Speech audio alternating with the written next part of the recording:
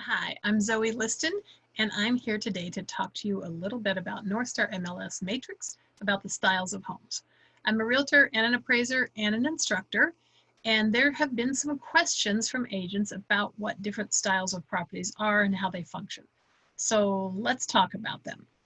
Now, when you go to search for a property on the search page, there are four general categories of properties. There's single-family detached homes, there's townhomes, and then there's three different categories under that, and then condominiums, and there's more choices under condominiums, and we have timeshares. And separately from those, you pick the levels. But let's talk about the styles. Now, some of the questions that have come up have mostly been about how you tell the difference between a townhome and a condominium. And some of this confusion comes about because there's two different categories of definitions. There's the legal ownership definition, and then there's the definition of how they function and what we call them. So you can have a condominium ownership, but it functions like a townhome, and that can get confusing for people. So what you need to know as a realtor, that the ownership matters to your person buying it, and it matters to the loan officer, and it matters to the appraiser. But when your client says to you, I want a townhome, they're not considering the ownership type, they're considering how it functions.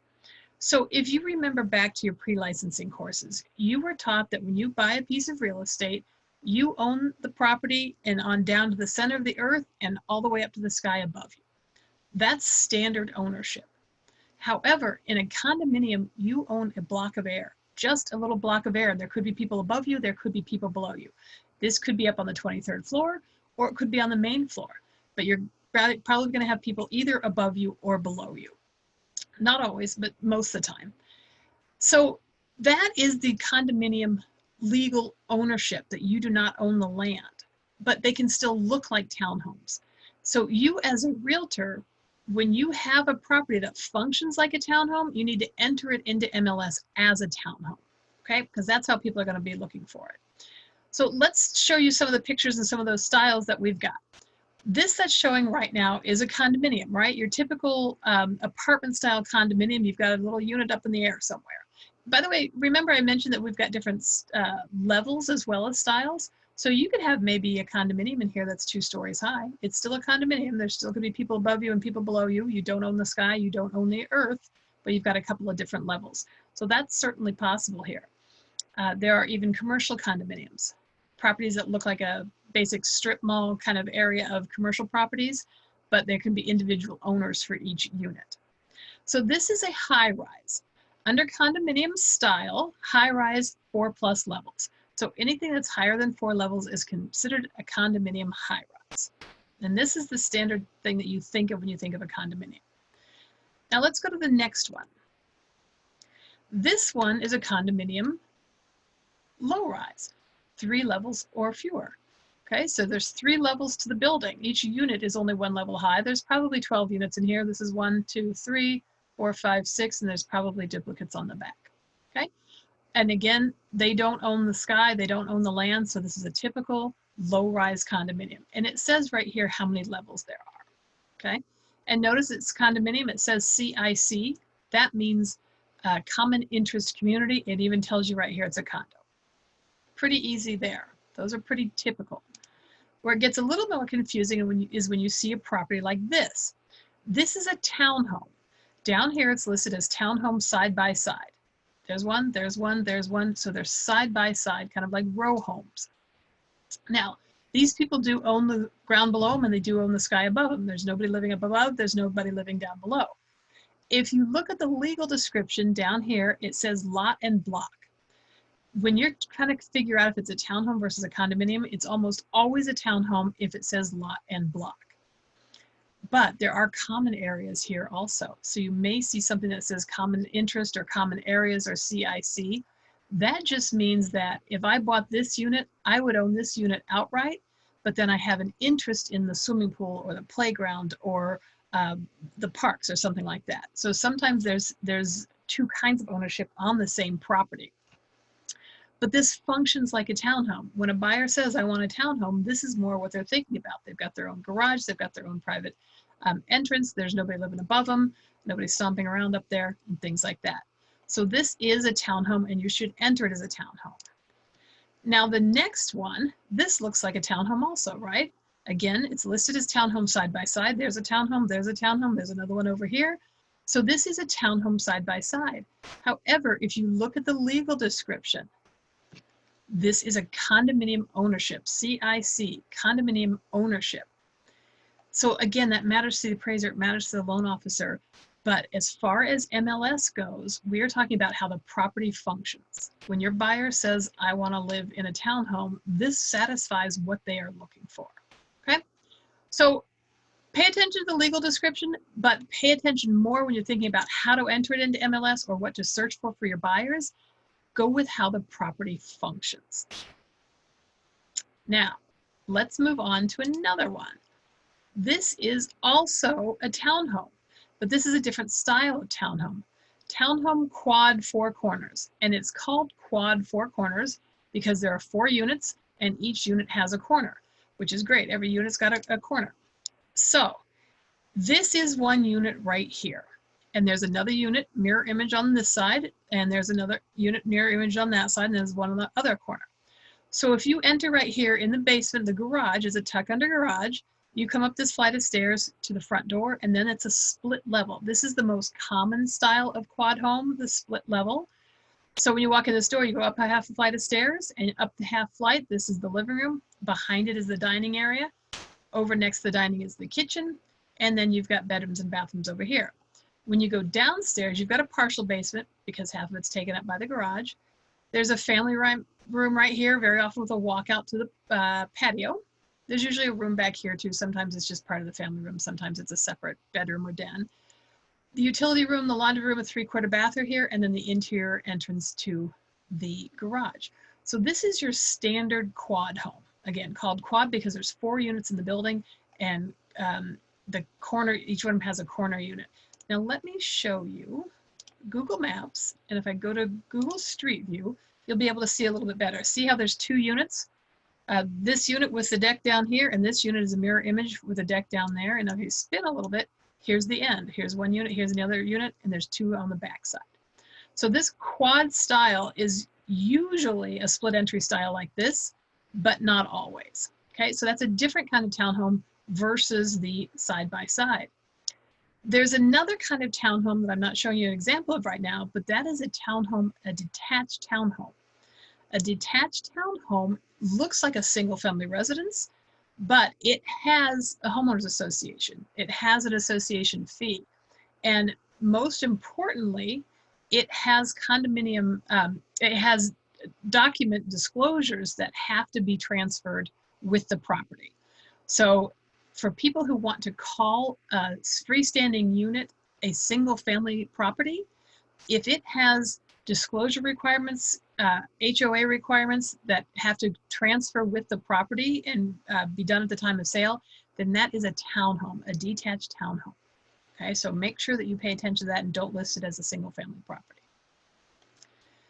Now my next one is another kind of condominium, but this one is called a manor home, manor village. And this is a condominium again because they just own a block of space. They don't own down to the ground or up to the sky. But this is an interesting style. It's a little bit more private. So here's a main entrance to the building. And if you come in this entrance, there's a unit there, a unit there, a unit there, and a unit there. So there's 2 upstairs and 2 downstairs in this one entrance. If you look at this little indent right here and go off to the hallway on the right, that is a hallway going behind these 4 garages. The 4 garages are each individually owned, personal to each unit. And if you walk, if this is your garage, you walk in, there's a service door at the back of it, opens up to that hallway, and it enters this main entrance, and you can go upstairs there. So this is a different kind of condominium from having all the parking in the basement. You take an elevator up to the 15th floor, and you're just in like an apartment style. Okay. So if you have something that looks like this, it's called a manor home, and it is a condominium style. You can see the legal description down here, says condo. Now the next one, Summit Avenue, big mansion, right? Well, it was a mansion at one point. Now it's a converted mansion. So these are generally only in cities. So for those of you in the outstate areas or in the country a little bit, you're probably not going to have these. So you can ignore this part. But this was a mansion at one point and it's been converted. This one has 3 units in it right now. The unit that's currently for sale is one of the upper units. So again, it's a condominium, but it's got a very different feel to it. So it helps to be able to distinguish this from a little square box condominium. There's also another style that looks exactly the same as that, not this one. It's just a 2 unit, and that 2 unit can look like any kind of single family home, but it's divided into 2 separate units with 2 separate legal descriptions, 2 separate property identification numbers. That's different from a duplex. A duplex is a multifamily property with 1 property identification number, 1 PID number, so 1 owner on that, where a 2 unit can look exactly like this property, but it's split into 2 separate owners, 2 separate PID numbers, okay? And that is a condo 2 unit. Now this next one, this is a twin home. So it's a different kind of 2 unit. We've got a lot of things that are 2 units. This twin home looks like a side-by-side townhome, right? But there's only 2 units to it. And this has no requirements as far as condominium disclosures or homeowners association disclosures to transfer the property. What it does have is a common wall agreement. So there's no association here, there's no association fee, but there is an agreement between the person who owns this unit and the person who owns this unit, an agreement about that common wall. So this is called a twin home. Again, 2 separate properties, 2 separate PID numbers, 2 separate ownerships, but 1 building. Now, here's another thing to mention about that could cause confusion. Builders sometimes refer to townhomes as twin homes. If a builder puts up new townhomes, and they've got an association and they're charging a fee and it's got association documents and all that, but there's only 2 of them attached, builders like to call them twin homes, but that doesn't meet our MLS rules. So pay attention to that if you're looking at some newer construction. You might need to check under twin home and you'll find some townhomes under there. If you work for a builder, make sure that you enter those as a townhome because they do have the association. So people who are specifically looking for a twin home, they don't want the association fee, they don't want that extra maintenance, the extra amenities that come with that. When they're looking for a twin home, they just want a single property like this with no extras to it. All right. Now, the next one that we've got in here is a 1.5 story. Now, 1.5 story is not only a description, 1 story plus a half story, but it also is this particular type of 1.5 story. So this is a main floor, and then upstairs is a partial floor. And what's partial about it is that the ceiling height isn't full all the way across, so there's not full living space up there. This is a typical 1950s 1.5 story. You've got living room right here, kitchen behind it, bedroom, bathroom, and another bedroom. And then upstairs is 1 big room generally up there. Sometimes it's divided up. But this type of home is called a 1.5 story because the main floor might be 24 feet front to back and the upstairs will be about 12 feet front to back. So very often it is exactly 1.5 story. Let me show you what the upstairs looks like. Here. Isn't that pretty? So what happens in the 1.5 story, this runs the full width of the house from left to right, but the ceilings slope. So when you are putting in the square footage of the house, you only get to count it from where it meets 5 feet ceiling height. So right here, that's below 5 feet, so you can't count the entire width of this as square footage.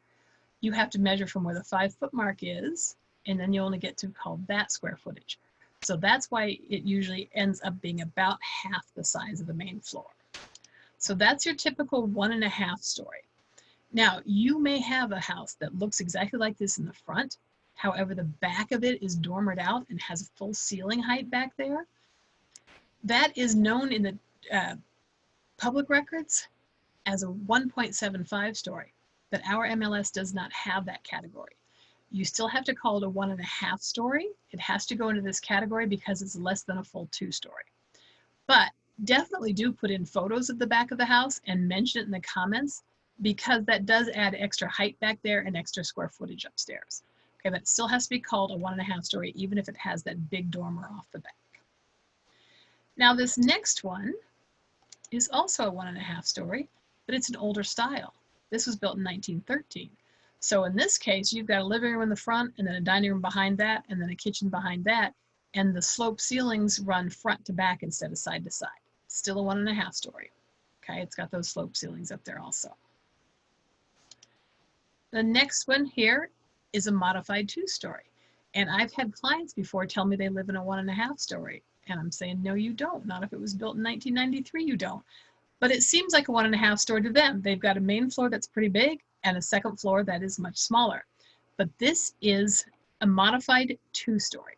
So what you have here is garage entrance right here. Here's the main floor. If you walk in the front door, usually this is a living room. Behind it's a kitchen and dining area. And then this is usually a bathroom or laundry room. Behind the garage is a family room, a bedroom, and a bathroom. Sometimes that bedroom's a den if it, if it functions more like a den.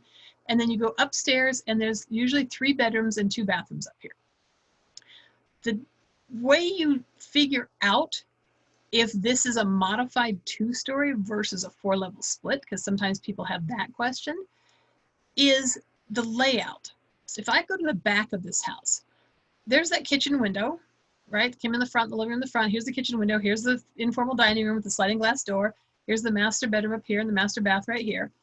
But look at this. These windows are just a little bit lower than the main floor. They are a little bit lower because there is a step down into the family room. 3 steps going down into the family room, okay? That is still ground level because this family room was on the same level as the garage. To get to the front door, you went up 3 steps. So when you came inside, you went down 3 steps. If this were a half a flight of steps, like 7 or 8 steps, then this would be more like a modified, like a 4-level split or a 3-level split.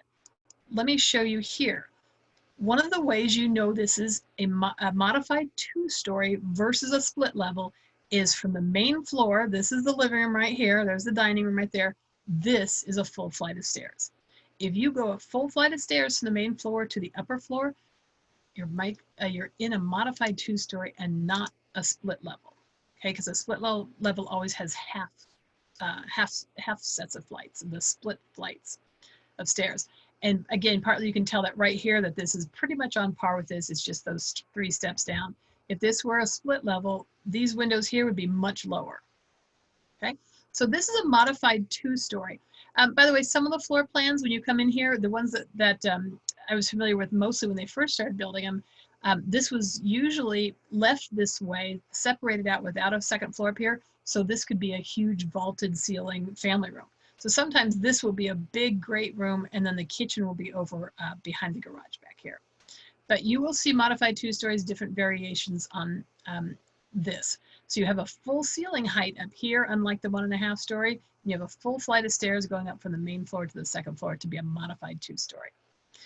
Now, there's also a style called 2 or more stories, and essentially that is a 1.5 story with an extra level in there, where you have a full main floor, a full second floor, and then the upper floor is a 1/2 story. Okay, you'll see those in older city neighborhoods mostly also. This last one is a full 2-story. This is a traditional basic 2-story. Main floor and the upstairs is about the same size or exactly the same size as the main floor. So this is your classic 2-story. Okay. Now, that is all I have for these samples. If you are struggling with trying to figure out what style of home you have, one thing you can do is go look up. If you think you have a quad home but you're not sure, go search by quad home and go look at all the photos and see if they match. We used to have a style called Other. We don't have that anymore. So sometimes it may have to squeeze into a style if you've got a really unusual contemporary home. You can certainly call the helpline if you've got questions there. But let me show you also, if I go back to the search page, if I go to any of these search pages, if I come down to the style section, so here we've got the single family townhomes, condominiums, and timeshare, and then the stories separately. But notice the question mark next to style. If I click on that, I get a pop-up, and if I click right here, I get style category definitions, and it gives you definitions of the different styles of properties. Okay, twin homes, converted mansions, manor village home, all that is under here. You could also find that on the Northstar MLS homepage. So this is NorthstarMLS.com. Under the Resources tab, Training Library, and then down here under General MLS, here is that style reference sheet. So NorthstarMLS.com, Resources, Training Library, and then General MLS, and you will find it down here also. Okay, so good luck on the styles, and talk to you later.